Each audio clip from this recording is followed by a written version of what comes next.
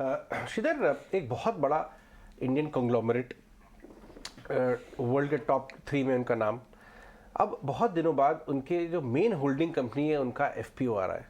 मैं specific stock या FPO पे आपकी राय नहीं चाहता हूँ, लेकिन जिस तरह से उनका बिजनेस इवॉल्व हुआ, बहुत सारे, अगर हम सम ऑफ पार्ट वैल्यूएशन दिखा सकें, अदानी एंटरप्राइज बहुत सारे बिजनेस में बड़ा स्टेक होल्ड कर रही है।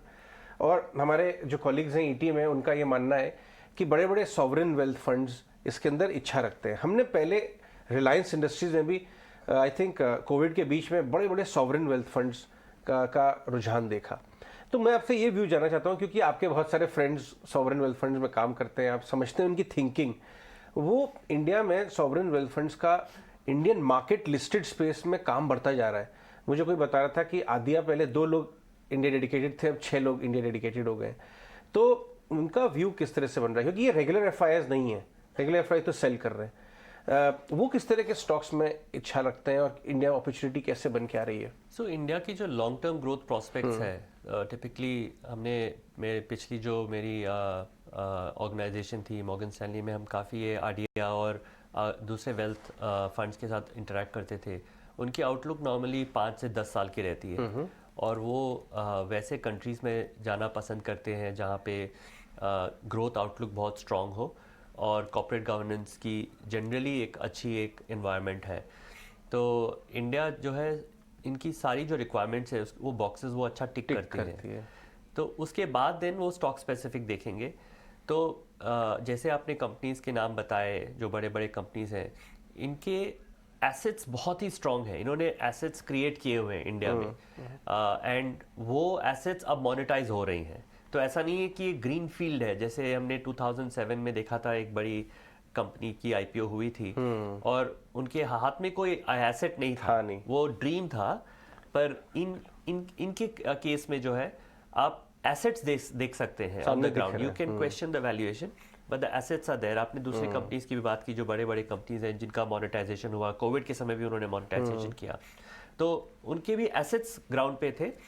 तो एसेट्स जहाँ रहते हैं और वो उसका वैल्यूएशन फिर अच्छा मिल जाता है, क्योंकि उनकी एक्सपेक्टेशन ऑफ रिटर्न और हमारी एक्सपेक्टेशन ऑफ रिटर्न में बहुत फ़र्क है, क्योंकि वो डॉलर में इन्वेस्ट कर रहे हैं। तो I think India will be a very good destination. India की इन्वेस्टमेंट अपॉर्चुनिटीज़ एफडीआई के लिए बहुत अच्छी, बहुत शानदार रहेंगी। ओके श्रीधर, दूसरी बात ये, आपने जो वैल्यू वर्सेस ग्रोथ की बात की, हम देख रहे हैं कि हाई पी स्टॉक्स में करेक्शन आ रहा है, क्योंकि वो हाई ग्रोथ भी थे।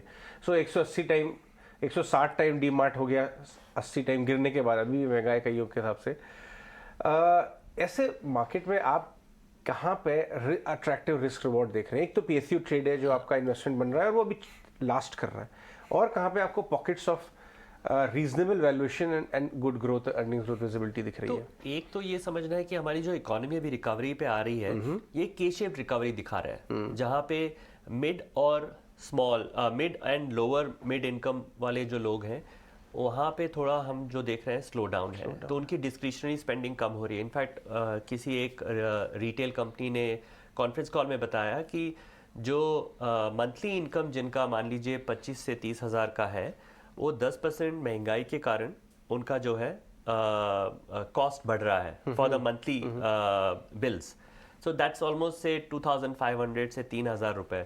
वो पैसा जो पहले डिस्क्रिशनरी स्पेंडिंग में जा रहा था, वो अभी महंगाई के कारण वो कम हो रहा है। इसके लिए उनका डिस्क्रिशनरी स्पेंडिंग कम हो रहा है।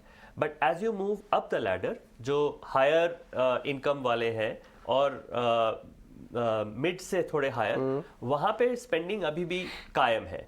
तो इसके लिए हम देख रहे हैं कंपनी जहाँ पे 2 व्हीलर्स 100 to 125 सीसी स्ट्रगल कर रही है, वहीं आप देखेंगे कि 500 के ऊपर जो सीसी है, या ईवी की जो स्कूटर है, जो 1,50,000 प्लस की जो स्कूटर्स है, वो अच्छी बिक रही हैं। मर्सिडीज अच्छी बिक रही हैं, लेकिन मारुति की लैंडमार्क का आईपीओ आपने एनालाइज किया? एग्जैक्टली, आप उनके नंबर देखिए तो सोल्ड आउट है। तो मैं खाली ये आपको बता रहा हूँ कि ये जो के शेप रिकवरी का एक हम फिनोमेनन देख रहे हैं, तो इसके लिए बाकी जो वैल्यू एक पूरा सेक्टर नहीं ले सकते। आपको इंडिविजुअल स्टॉक देखना है, और इसमें मार्केट में बहुत अपॉर्चुनिटीज हैं जहां पर इंडिविजुअल स्टॉक लेवल पे बहुत ग्रोथ है एंड मार्केट ने बराबर प्राइस नहीं किया है। So I would put it this way कि वेरी डिफिकल्ट टू से कि ये एक सेक्टर है, ये पूरा आप ले लो। लाइक कमोडिटीज में कुछ ऑप्शंस है, लाइक नॉन Commodities फेरस अच्छे लग रहे हैं आपको? में, नॉन फेरस में अगर चाइना खुल जाती है क्योंकि बात हो ही रही है। हाँ, तो आपको दिखेगा कि नॉन फेरस में वापस डिमांड आने लगेगी। सो